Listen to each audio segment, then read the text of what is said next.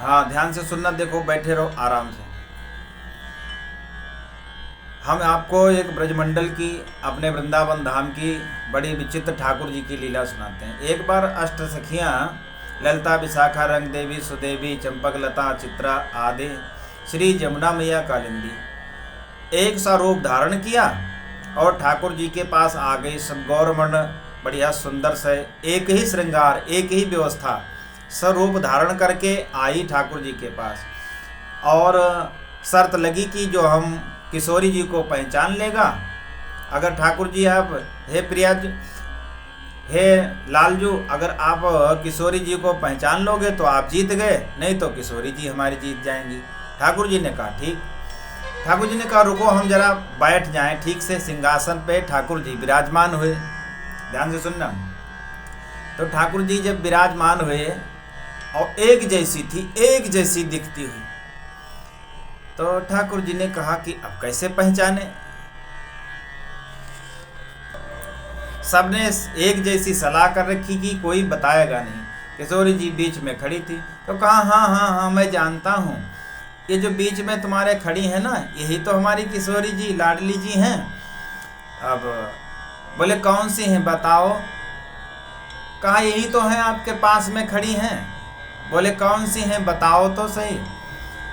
बोले बहुत दयालु हैं, बड़ी कृपालु हैं, बहुत अच्छी हैं, बड़ी करुणामयी हैं। कहा ये तो ठीक है, लेकिन ठीक से बताओ तो कौन सी हैं, बताओ तो आप जीत जाओगे। बोले हाँ, इनसे ही तो मैंने सब कुछ सीखा, इनसे मैंने करुणा करनी सीखी। और लाडली जी से कहा था कि आप बोलना नहीं, तो लाडली जी तो बोल नहीं रही। कहा ये ठीक है, लेकिन आप बताओ तो सही कौन सी हैं। बोले इनसे ही मैंने सब कुछ सीखा है, इन्होंने तो हमें बचपन में चोरी करना सिखाया, इन्होंने ही हमें छल करना सिखाया, सब कुछ इन्होंने तो सिखाया है। ओ भैया, जैसे इतना कहा कि चोरी करना सिखाया, लाडली जी ने कहा, आगे आ गई तुरंत। बोले ये सुनो, हमने तुमको कब चोरी करना सिखाया है। ओ बस बोले पहचान लिया पहचान लिया पहचान लिया। ठाकुर जी ने कहा देखो ये लाडली जी है ना, तो हमारे, अच्छा इन सब कथाओं को, ब्रजमंडल की ये लीलाएं हैं ठाकुर जी की, इनमें सब संदेह नहीं करना, क्योंकि राम अनंत अनंत गुण अमित कथा विस्तार और सुन आचरज न मानी है जिनके विमल विचार। जिनके विमल विचार होते हैं तो भगवान अनंत हैं, भगवान की कथा अनंत है, उनके गुण अनंत हैं, उनके नाम अनंत हैं, उनकी करुणा अनंत है।